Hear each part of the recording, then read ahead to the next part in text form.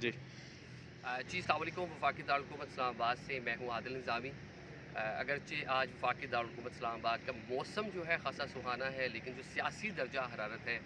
وہ عروج کو پہنچ چکا ہے۔ وزیر اعظم پاکستان عمران خان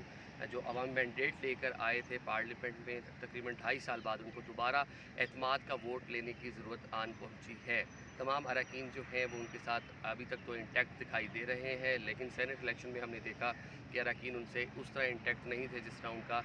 جو اپنا خیال تھا کہ تمام اراکین ان کو ووٹ کریں گے۔ یوسف رضا گیلانی کی اسلام آباد سے جیت نے حکمران اتحاد کو خاصا ڈینٹ پہنچایا ہے، جس کے بعد وزیر اعظم نے فیصلہ کیا کہ وہ نیشنل اسمبلی سے اعتماد کا ووٹ لیں گے۔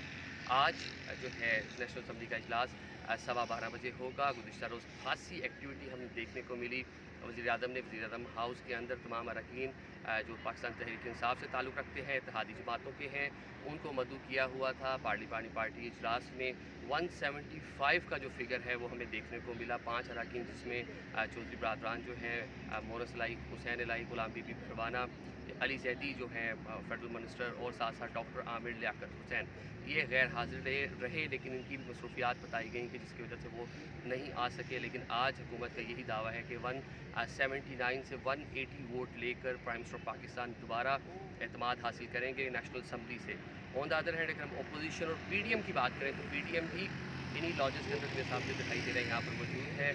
سندھ ہاؤس میں 12 بجے دن اجلاس طلب کر رکھا ہے پی ڈی ایم جماعتوں نے، وہ اپنا لائحہ عمل بنائیں گے، لیکن قومی اسمبلی سے آج ایبسنٹ رہیں گے۔ حکومت جو ہے اس کو بالکل فری ہینڈ دیا ہے اپوزیشن کی جانب سے، اور اگر جو ووٹنگ کے طریقہ کار کی بات کریں تو ڈویژن جو ہوگی اس کے مطابق ووٹ کنسیڈر ہوگا۔ جتنے اراکین حکومتی بینچز کے اوپر موجود ہوں گے وہ ووٹ پرائم منسٹر کو پڑ جائیں گے۔ تو امید کا یہی اظہار کیا جا رہا ہے کہ پرائم منسٹر پاکستان آج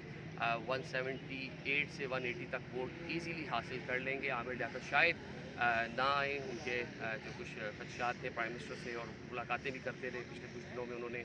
ملاقاتیں بھی کی، اور امید یہی کی جا رہی تھی کہ سینٹ کا جو الیکشن ہے اس میں بھی ان کی جانب سے ووٹ نہیں دیا گیا تھا۔ اگر بات کریں اجلاس کی، 12:15 بجے اجلاس شروع ہوگا جس میں تمام اراکین اپنی شرکت کو یقینی بنائیں گے، پرائم منسٹر بھی موجود ہوں گے۔ تو اس شو آف ہینڈ یا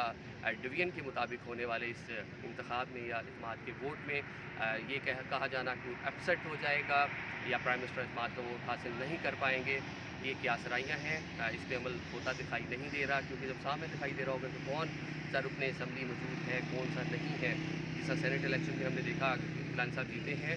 تو اس میں سیکرٹ بیلٹ تھا، بٹ آج معاملہ اوپن ہے، پرائم منسٹر کی خواہش کے مطابق ہے، جیسے وہ چاہتے ہیں کہ اوپن بیلٹ ہو، لیکن یہ تو آئین کے طریقہ کار کے مطابق پرائم منسٹر کے لیے ووٹ آف کانفیڈنس،